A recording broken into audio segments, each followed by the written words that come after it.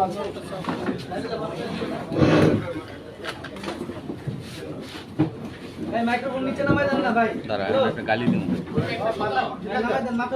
ভাই, এই মোবাইল, এই যে আপনি স্ট্যান্ডার্ড দাঁড় করাইছেন, এই স্ট্যান্ডার্ড কারণে বন্ধুরা আমার, এই পরিস্থিতিতে আপনাদের সামনে দুই চারটি কথা আমি উপস্থাপন করব।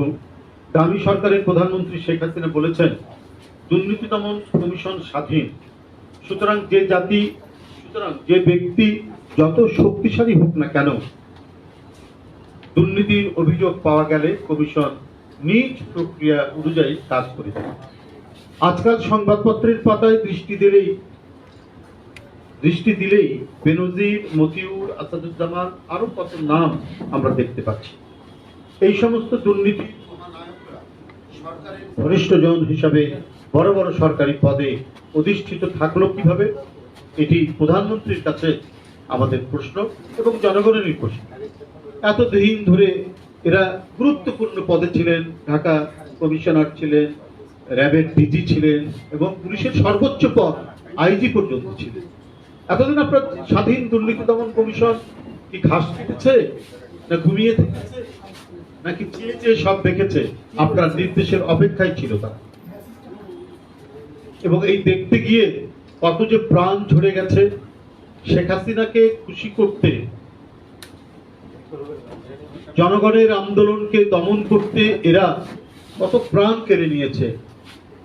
গণতন্ত্রকামী মানুষের কতজনকে যে তারা পঙ্গু করেছে, অন্ধ করেছে, তার কোনো ইয়াত্তা নেই। তাহলে কি কোনো ভাগ বাটোয়ারার কারণে সমস্যা হয়? এই সমস্ত নিষ্ঠুর পুলিশ কর্মকর্তাদের সব গোপন বিষয় ফাঁস করে দেওয়া হচ্ছে। তথাকথিত স্বাধীন দুর্নীতি দমন কমিশন শেখ হাসিনার মুখাপেক্ষী, এটা আমরা সবাই জানি। তার কথা ছাড়া দুর্নীতি দমন কমিশন কিছু করে না। যা বলবে তাই শুনবে তারা, সেভাবেই তারা কাজ। তাদের দলের লোক সব ধোয়া তুলসী পাতা, চাক্ষুষ বড় বড় দুর্নীতির মহাকাণ্ড, মহাকাব্য আপনাদের কিছুই করে না। আর বিরোধী দলের নেতাদের নামে, বিএনপির নেতাদের নামে একের পর এক তারা মামলা দিয়ে রেখেছেন। তাদের আন্দোলনের ফসল মঈনুদ্দিন সম্পর্কে, সেটাকেই তারা একেবারে নানাভাবে জীবিত রাখার চেষ্টা করছেন এবং সাজা দিয়েছেন। তার মধ্যে দেশনেত্রী বেগম খালেদা জিয়া, যে মামলার সাথে তার কোনো সম্পর্ক নেই, সেই মামলা সাজিয়ে নিয়ে এসে এই দমন কমিশন দিয়ে মিথ্যা মামলায় তাকে নিষ্ঠুরভাবে নিপীড়ন, নির্যাতন চালানো হচ্ছে। তার চিকিৎসা নেওয়ার যে মানবাধিকার, সেটাকেও বঞ্চিত করেছে। মানে প্রচন্ড আক্রোশ বশত দামি সরকারের প্রধান, তার কোনো শক্ত মেরুদণ্ড নেই, অর্থাৎ দুর্নীতি দমন কমিশন। কিন্তু সরকারের নির্দেশ মতো বিরোধী দলকে নির্যাতন করা আওয়ামী দুর্নীতি দমন কমিশনের কাজ। তা না হলে বিগত 15-16 বছরে আওয়ামী লুটপাটের সরকার যে অপচয় এবং মহা দুর্নীতিকে দুর্নীতি দমন কমিশন কার্পেটের তলায় ঢেকে রেখেছে, সেই কমিশনের দ্বারা প্রধানমন্ত্রীর ঘনিষ্ঠ পুলিশ এবং সরকারি ঊর্ধ্বতন কর্মকর্তাদের দুর্নীতির সঠিক তদন্ত হবে বলে জনগণ বিশ্বাস করেন না। এবং সরকারের যারা আরো মন্ত্রী, এমপি রয়েছে, তাদের যেটা হবে, এরা কোনো কাজ করবে, শেখ হাসিনা যা বলবে সেইভাবে তারা কাজ। শেখ হাসিনার স্বার্থে, তার অবৈধ ক্ষমতা টিকিয়ে রাখার স্বার্থে জনগণকে যত ধরনের বিপজ্জনক পরিস্থিতির মধ্যে ফেলা, সেইটা দুর্নীতি দমন কমিশন করবে।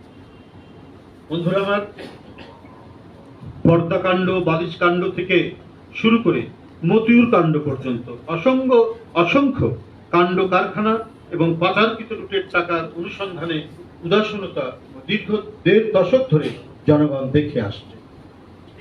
অথচ দুর্নীতি দমন কমিশন রিপ ভ্যান উইঙ্কেলের মতো ঘুমিয়ে থেকেছে।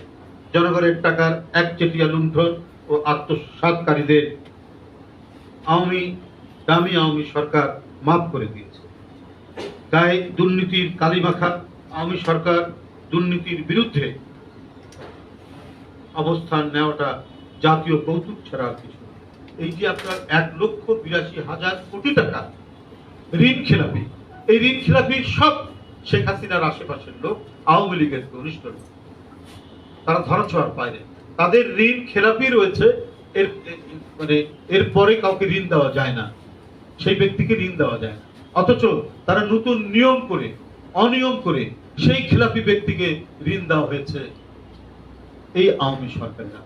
তাহলে এই মহাদুর্নীতির মদতদাতাকে, পৃষ্ঠপোষককে, এই মহাদুর্নীতির চর্চা কারা করছে, এটার চাষবাস কারা করছে? স্বয়ং প্রধানমন্ত্রী এবং তার সরকার। বন্ধুরা,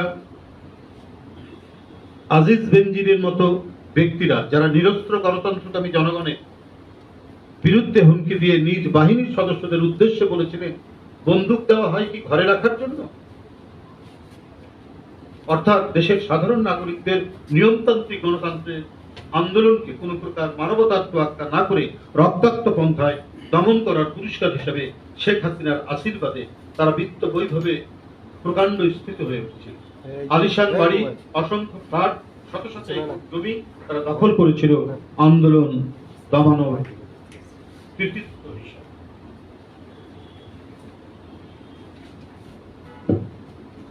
বন্ধুরা, আফ্রিকা থেকে বর্ণবাদ বিদায় নিলেও ভারতের রাজনীতির পরিসরে বর্ণবাদ দলের নেতারা সরাসরি খ্রিস্টান ও বৌদ্ধদের বিরুদ্ধে বক্তব্য করেছে। স্বয়ং যারা ক্ষমতাসীন দল, তাদের বড় প্রধানমন্ত্রী সহ বড় বড় নেতারা পর্যন্ত প্রত্যক্ষভাবে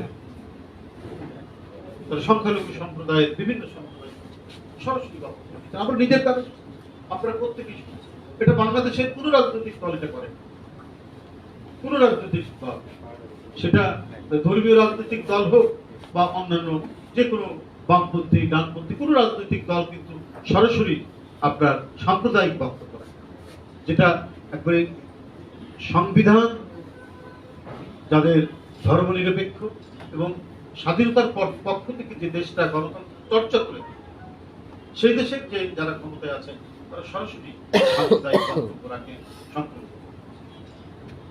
বন্ধুরা, এখন সেই দেশের সাথে বাংলাদেশের দামি সরকারের প্রধানমন্ত্রী নানা চুক্তি ও সমঝোতা স্মারকে স্বাক্ষর করেছেন।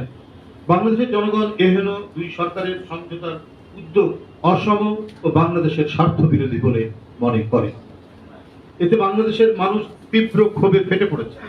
ট্রানজিট ও এশিয়ান হাইওয়ের নামে শেখ হাসিনা মূলত ভারতকে করিডোর দিচ্ছেন এবং বাংলাদেশের জনগণকে চোখে ধুলো দিচ্ছেন, বাংলাদেশ জনগণের কানে বিভ্রান্ত করছেন।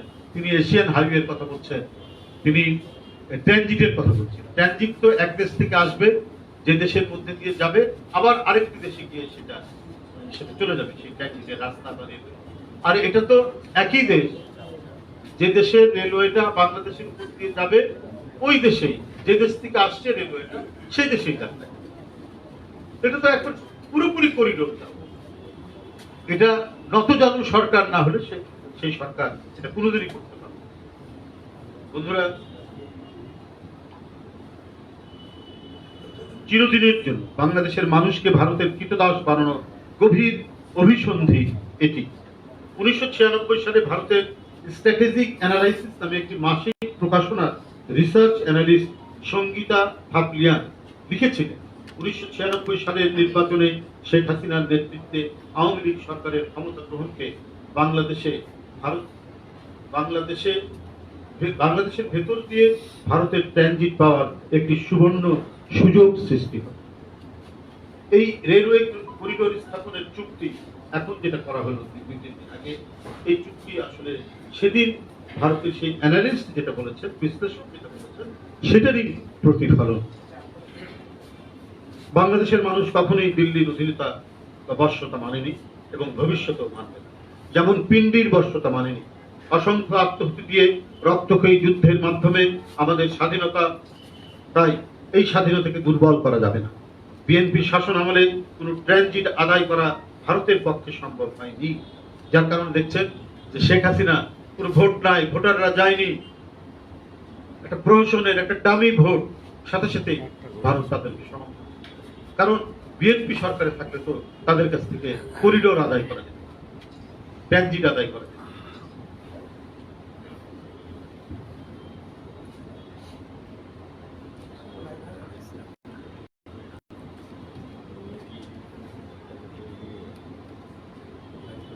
ভারতের নীতি নির্ধারকরা বাংলাদেশ এবং জনগণের প্রতি তাচ্ছিল্যের দৃষ্টিতে রাখে। অভিন্ন নদীর পানি, সীমান্ত হত্যা, বাণিজ্যিক ভারসাম্যহীনতা সহ নানা সমস্যা সমাধানে আগ্রহী নয় তারা।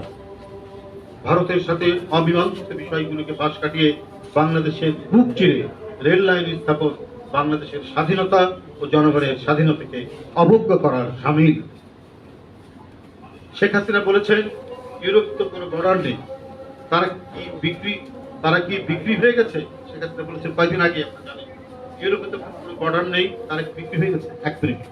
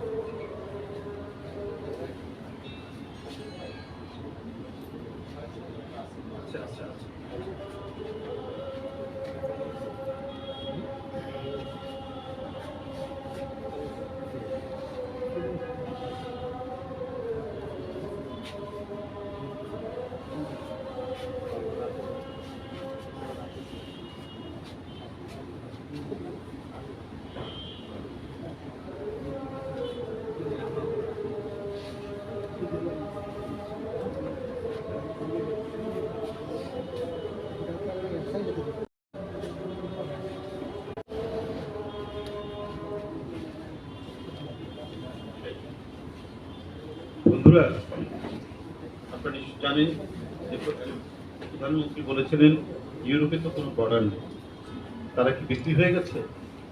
তাদের তো বিক্রি হতে কোনো কারণ নাই, তারা তো অলমোস্ট সেম, একই বর্ণ, সংস্কৃতিও প্রায় একই, ধর্মও প্রায় একই, অর্থনীতিও একেবারে কাছাকাছি। ফলে যে সমস্ত জিনিসগুলোকে মানে বর্ণবাদের জন্য যে কন্ট্রাডিকশন গুলো থাকা দরকার, সেই কন্ট্রাডিকশন গুলো নেই। ইকোনমিক লেভেল প্রায় একই রকম, কিন্তু তুরস্ককে না। তুরস্ক তো মানে তার তো বেশ বড় ভূখণ্ড, তারা বহুদিন ধরে তার কি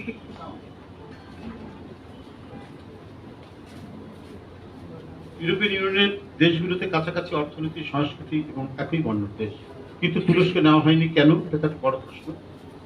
ইউরোপের সেনজেনের অন্তর্ভুক্ত যে দেশ, যাদের অভিন্ন মুদ্রা, ভিসা ছাড়াই গমনাগমন, বিচার ব্যবস্থা সহ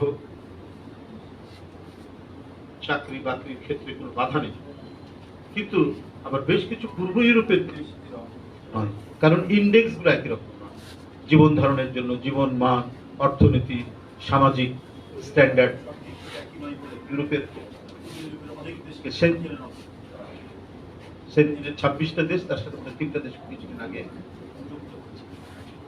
আরো কারণ তাদের ইন্ডেক্সের সাথে একেবারে অনেক ইয়ে পিছিয়ে আছে। এই কারণে তাদেরকে না। আর সবচেয়ে বড় ব্যাপার হচ্ছে যে অনেকগুলো কাজ করে, মানে অনেকগুলো বিষয় কাজ করে, অনেক মনস্তত্ত্ব কাজ করে। অভিন্ন হতে গিয়ে যে বিষয়গুলো, যে মনস্তত্ত্ব কাজ করে, তাদের ওয়ার্ল্ড ভিউ একই রকম, এবং তারা মনে করে যে টার্কির ওয়ার্ল্ড ভিউ এক না। ইউরোপ মনে করে যে টার্কির ওয়ার্ল্ড ভিউ এক না। আজকাল তো অনেক প্রচেষ্টা চালিয়েও কিন্তু তাদেরকে ইউরোপিয়ান ইউনিয়নের অন্তর্ভুক্ত করা হয়।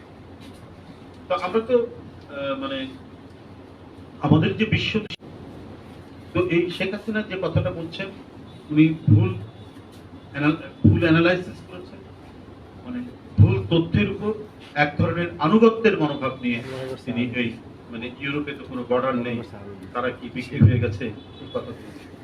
একটু আর কোনো প্রশ্নই আসে না। যে সমস্ত বিষয়গুলো নিয়ে একটা সোশ্যাল কন্ট্রাডিকশন যেগুলো তৈরি হয়, আমাদের সাথে ভারতের অনেক বিষয়ে সামাজিক কন্ট্রাডিকশন যেগুলো রয়েছে, এবং এই কারণেই, এবং এই এশিয়াতে তো এরকম দেখা যায় না। হ্যাঁ, অর্থনৈতিক কোঅপারেশন আছে, যেটা আমরা দেখেছি, আসিয়ান আছে, সাউথ ইস্ট এশিয়া, তো এটা তো একটা ইকোনমিক কোঅপারেশন। কিন্তু এখানে মানে কেউ ফ্রিলি এক দেশ থেকে আরেক দেশে ভিসা ছাড়া কি যেতে পারে? যেতে পারে। আমার একটা প্রশ্ন প্রধানমন্ত্রীর কাছে, আপনি যখন ইন্টিগ্রেটেড যে কথাটা বলছেন, ইন্টিগ্রেশনের যে কথাটা বলছেন, যে ইউরোপিয়ান কোনো বর্ডার নেই, তাহলে তো এটা তো মানে মোটামুটি ভাবে একটা অর্থনৈতিক ভাবে, সামাজিক ভাবে এবং বিভিন্ন ক্ষেত্রে, স্পোর্টস থেকে শুরু করে একটা সংহতি তৈরি করার জন্য জিয়াউর রহমান যেটি প্রবর্তন করেছিলেন সার্ক, সেই সার্ক তো আপনি কৌশলে এটা বন্ধ করেছেন। যেহেতু এটা জিয়াউর রহমান করেছে, এখানে এক ধরনের মানে কাছাকাছি হওয়া, মানে রাজনৈতিক এবং সামাজিকভাবে এবং অর্থনৈতিকভাবে আমাদের অনেক কর্মকাণ্ড একসাথে করার যে সুযোগটা ছিল সার্কের, এই সার্কটা কেন আজকে অচল করে দিয়েছেন প্রধানমন্ত্রী? এটা তো আজকে সবচেয়ে বড় প্রশ্ন। কারণ এটা শহীদ রাষ্ট্রপতি জিয়াউর রহমান এটা গঠন করেছে, এবং প্রত্যেকটি দক্ষিণ এশিয়ার দেশে ভারতকে রেল করিডোরের সুবিধা প্রদানের চুক্তি, বাংলাদেশের ভূখণ্ড নিয়ে ভারতের উত্তর পূর্ব রাজ্যগুলোতে অস্ত্রশস্ত্র সৈন্য প্রেরণ করতে সক্ষম। এর ফলে বাংলাদেশের নিরাপত্তা হুমকির মধ্যে পতিত হবে। বাংলাদেশের জনগণ জাতীয় স্বাধীনতা ও সার্বভৌমত্ব রক্ষায় তারা কোনোদিনই মেনে নিবে না। আমরা শুনেছি যে সামরিক পণ্য পরিবহন করা, এমনি সাধারণ পণ্যের সাথে সামরিক পণ্য, আপনার পত্রপত্রিকায় উঠেছে। তো এটা চরম একটা হুমকি আমাদের, সম্পূর্ণরূপে জাতীয় স্বার্থকে বিপন্ন করে, জনগণের অস্তিত্বকে বিপন্ন করে শেখ হাসিনা এই কাজটি করতে পারছে। বন্ধুরা, আমাদের শেষ পর্যায়ে গত পরশুদিন সারা দেশে সকল মহানগর এবং আজ সারা দেশে জেলা শহরে দেশনেত্রী বেগম খালেদা জিয়া নিঃশর্ত মুক্তির দাবিতে সমাবেশ হচ্ছে। আওয়ামী সরকারের চিরাচরিত চরিত্র, বৈশিষ্ট্য, সংস্কৃতি ধারণ করে সারা দেশে বিভিন্ন জেলায় বিএনপি নেতাকর্মীদের উপর হিংস্র আক্রমণ চালিয়েছে আওয়ামী ক্যাডাররা এবং পুলিশও তার সাথে। ব্যর্থ আওয়ামী সরকার পুনরায় গুমের মতো নৃশংস পন্থা অবলম্বন করে আবারও জনমনে ভীতি তৈরি করার অপচেষ্টা চালাচ্ছে। এর কিছু ঘটনা আমি আপনাদের সামনে এখন তুলে ধরছি। বন্ধুরা আমার, সাবেক প্রধানমন্ত্রী ও বিএনপি চেয়ারপারসন দেশনেত্রী বেগম খালেদা জিয়ার মুক্তির দাবিতে আজকে পটুয়াখালী জেলা বিএনপির সমাবেশে যাওয়ার পথে আওয়ামী সন্ত্রাসীরা বিএনপি নেতাকর্মীদের গাড়িবহরে অতর্কিত হামলা চালিয়ে আইন শৃঙ্খলা বাহিনী তুলে নিয়ে যায়। এখন পর্যন্ত তার কোনো সন্ধান পাওয়া, অবিলম্বে তাকে জনসম্মুখে হাজির করে তার পরিবারের কাছে পৌঁছে দেওয়ার জোর আহ্বান জানাচ্ছে। বন্ধুরা আমার, এই যে ওরা একই পন্থা অবলম্বন, ক্ষমতা আসার পর থেকে ইলিয়াস আলী চৌধুরী আলম থেকে শুরু করে একের পর এক যে গুম, সেই গুম ওরা থামায়নি। কারণ তাদের ক্ষমতায় টিকে থাকার একমাত্র অস্ত্র তারা মনে করে, সার্থক অস্ত্র মনে করে গুম। কারণ এটাতে নিরুদ্দেশ করা যায় আর জনমনে একটা ভীতি তৈরি করা যায়। সে কাজটি অত্যন্ত সার্থকভাবে চালাচ্ছেন শেখ হাসিনা তার আইন শৃঙ্খলা বাহিনীকে। 30 জুন 2024 তারিখে কামরাঙ্গীর চর থানার একটি মিথ্যা মামলায় থানা বিএনপির প্রথম সাধারণ সম্পাদক হাজী মোহাম্মদ জহিরুল হক সহ মোট 6 জন নেতাকর্মী এবং কোতোয়ালি থানার একটি মিথ্যা মামলায় ঢাকা মহানগর দক্ষিণ শ্রমিকের আহ্বায়ক সুমন ভূঁইয়া আদালতে আত্মসমর্পণ করে জামিন চাইতে গেলে আজ্ঞাবহ আদালত ফরমাইশি রায়ে তাদের জামিন নামঞ্জুর করে কারাগারে প্রেরণের ঘটনায় আমি তীব্র নিন্দা ও প্রতিবাদ জানাচ্ছি। গত 30 জুন 2024 তারিখ দুপুর 12টার সময় সাতক্ষীরা জেলাধীন কালীগঞ্জ উপজেলা কৃষক দলের সিনিয়র যুগ্ম আহ্বায়ক মোহাম্মদ কামরুজ্জামানকে রতনপুরস্থ নিজ বাড়ি থেকে বিবি এসআই কবির হোসেনের নেতৃত্বে একদল আইন শৃঙ্খলা বাহিনী তুলে নিয়ে যায়। এখন পর্যন্ত তার কোনো খোঁজ পাওয়া যায়নি। আমি অবিলম্বে কৃষক দল নেতা কামরুজ্জামানকে তার পরিবারের নিকট হস্তান্তরের জোর দাবি জানাচ্ছি। দেখতে পাচ্ছেন ভয়ঙ্কর বিপজ্জনক গুম কালচার আবার শুরু করেছেন শেখ হাসিনা তার অবৈধ প্রশাসন। বন্ধুরা আমার, এছাড়াও আমরা এই মুহূর্তে খবর পেয়েছি নাটোরের কর্মসূচিতেও তাণ্ডব চালিয়েছে আওয়ামী সন্ত্রাসী। কারণ ওইখানে কোনো ভদ্রলোক রাজনীতি করে না নাটোর। আমরা আমাদের এলাকার যেহেতু ওইদিকেই আমরা জানি, মানে এমপি থেকে শুরু করে উপজেলা চেয়ারম্যান থেকে শুরু করে কে কত বড় সন্ত্রাসী এবং কে কত বড় ঘাতক হতে পারে এদেরকেই এইসব জায়গায় নমিনেশন। এখানে কোনো ধরনের গণতান্ত্রিক কোনো কর্মসূচি পুলিশের পারমিশন নেওয়ার পরেও তারা গিয়ে আক্রমণ করে। কেন আক্রমণ করে? তাদের এই কাজে প্রধানমন্ত্রী খুশি হন। যখন বিএনপিকে পেটায়, যখন বিএনপিকে রক্তাক্ত করে, তখন প্রধানমন্ত্রী খুশি হন। না হলে এই সমস্ত লোককে কেন এমপি করা হয়, কেন উপজেলা চেয়ারম্যান করা? এটা প্রধানমন্ত্রী অত্যন্ত আনন্দিত হন বলেই এই কাজটি করা হচ্ছে দীর্ঘদিন ধরে। কত বিএনপি নেতা রাজশাহীতে যাচ্ছে, নাটোরের রাস্তা অবরোধ করে রক্তাক্ত করছে। পাবনার নেতাকর্মীকে, বগুড়ার নেতাকর্মীকে এই নেত্রী বেগম খালেদা জিয়ার নিঃশর্ত মুক্তির দাবিতে যে কর্মসূচি, আপনার সকল প্রস্তুতি নিয়েছিল পার্টি অফিসের সামনের যে প্রাঙ্গণ, সেই প্রাঙ্গণে, কিন্তু পুলিশ সকাল থেকে অবরোধ করে আছে। কারণ সেটা হচ্ছে শেখ হাসিনার আত্মীয় সেখানকার এমপি বা সেই এলাকা নিয়ন্ত্রণ করে গোপালগঞ্জের পাশে। সুতরাং বাগেরহাটে বিএনপির কোন লোক বা গণতন্ত্রকামী বিরোধী দলের কোন লোক সেখানে কর্মসূচি। আমার সাথে সকালে সেখানকার যে আহ্বায়ক ইঞ্জিনিয়ার তালিম হোসেনের সাথে আমার কথা হয়েছে, বলছে যে আমরা লোকজন নিয়ে আমার বাসায় বসে আছি, পুলিশ চরম হুমকি দিচ্ছে, বাগেরহাটের এসপি এবং ওসি হুমকি দিচ্ছে। এবং সেখানে যে প্রধান অতিথি আছে আমাদের গবেষণা সম্পাদক কৃষিবিদ শামীম, সে সেখানে উপস্থিত আছে, অথচ তাদেরকে পার্টি অফিসে ঢুকতে এবং কর্মসূচি পালন করতে বাধা দিচ্ছে। অর্থাৎ সারা বাংলাদেশের বিভিন্ন জনপদ যেখানে প্রধানমন্ত্রীর আত্মীয় স্বজনরা আছেন, সেখানে কেউ কোনো রাজনীতি করতে পারবে না। গোপালগঞ্জে পারবে না, বাগেরহাটে পারবে না, এবং আরো যেখানে যেখানে রয়েছে করতে পারবে না। মানে এমন জমিদার তন্ত্র চলছে, এমন বাকশালী জমিদার তন্ত্রের মধ্যে আমরা বসবাস করছি। জনগণের পক্ষে কোনো আওয়াজ তুললে পরেই তারা যেন মানে ফিট হয়ে যায়, অজ্ঞান হয়ে পড়ে। আর এই অজ্ঞানতাকে তারা যাতে না হয় এই কারণে পুলিশকে লেলিয়ে দেয়, এই কারণে দলীয় সন্ত্রাসীদেরকে লেলিয়ে দেয়। সেই পরিস্থিতি এখানে উল্লেখ করলাম নাটোর এবং বাগেরহাটে।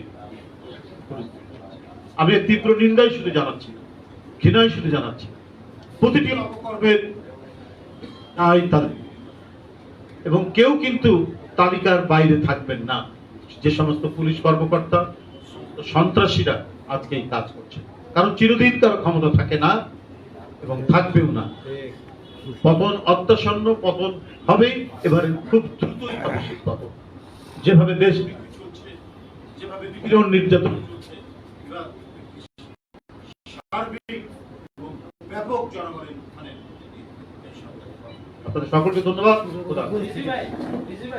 পাবলিক বিশ্ববিদ্যালয়ের শিক্ষক এবং কর্মচারীরা অনির্দিষ্টকালের জন্য পেনশন স্কিম চালু স্কিম চালুর প্রতিবাদে কর্মসূচি পালন করছে। এই বিষয়ে কি একটা সাবজেক্ট উপর বললাম, ইস্যু হলো তো আপনারা আমাদের যে আজকের যে প্রতিবাদ, আমাদের যে প্রতিবাদ, আমরা ন্যায়সঙ্গত আন্দোলন করবেন আর সরকার অর্ধেক দিবেন, এটা তো হচ্ছে এক ধরনের তামাশা। এই দেশে বিশেষ করে মানে শিক্ষা এবং শিক্ষকের উপর সবচেয়ে বেশি আক্রোশ আওয়ামী সরকার। যেভাবে আপনার মানে মানে শিক্ষার যে কোয়ালিটির যে কি ধস নেমেছে সে বলার অপেক্ষা। এখন শিক্ষকদের যে ন্যায্য পাওনা যেটি তারা চলে এসেছে, এখন প্রত্যয় স্কিমের নামে তারা সেটিকে কার্টেল করছে, কার্টেল করে মানে তাদেরকে আরো অনাহারের দিকে, তাদেরকে আরো বিপর্যয়ের দিকে ঠেলে দেওয়ারই একটা বন্দোবস্ত করছে। কই যারা টাকা পাচার করেছে, ঋণ খেলাপি, ওই তাদের টাকা কেড়ে দিচ্ছেন না কেন? তাদের টাকা কেড়ে নিয়ে তাদের ফুল পেনশনের ব্যবস্থা করতেন শিক্ষকদের ফুল ব্যবস্থা করলে তারা আর কোচিং সেন্টার, তারা প্রাইভেট বিশ্ববিদ্যালয়ে যেত না, তারা বিশ্ববিদ্যালয়ে তারা ছাত্রদেরকে পড়াতে প্রাইভেট পাবলিক বিশ্ববিদ্যালয়, সরকারি বিশ্ববিদ্যালয়। আপনি যারা লুটেরা, যাদের আপনি যে ক্যাপাসিটি চার্জ যাদেরকে দিচ্ছেন, টাকা দিচ্ছেন, মানে ভর্তুকি দিচ্ছেন জনগণের পকেট কেটে, তাদের কাছ থেকে টাকা নেন, টাকা নিয়ে এটা পূরণ করেন। আজকে লুটপাটের মানে শূন্য করে দিয়েছেন রাজকোষ, আর এখন শিক্ষকদের ন্যায্য যে পাওনাটা সেখানেও আপনারা ভাগ বসাচ্ছেন। এটা মানে সম্পূর্ণরূপে গণবিরোধী। ধন্যবাদ।